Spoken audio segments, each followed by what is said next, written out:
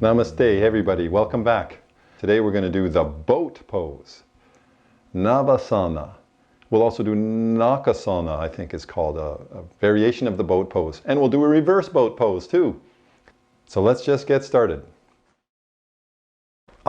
Just relax. Can't go wrong with that. We're going to do a whole video on Shavasana because it's such an easy pose to lie down, but it's such a hard pose to get into. But we'll just take this as a starting pose. Now Navasana is going to be like this. You want to keep your back straight and your arms straight. Okay? And that's what makes this pose an amazing pose for your core muscles and lower back also. The only thing I didn't show you yet, that you probably know already, is the legs come up also. So when you come into this pose, it's a balancing pose. You want to keep your eyes focused on your big toes and try to hold the pose for as long as possible.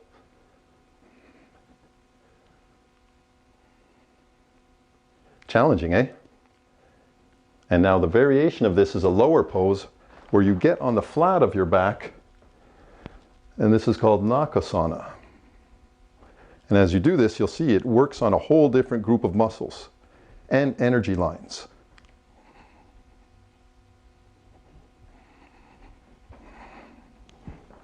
Now that is an amazing pose. There's a reverse variation of the boat pose also.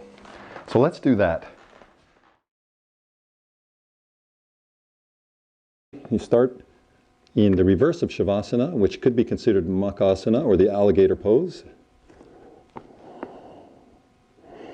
You extend your legs and your hands upwards.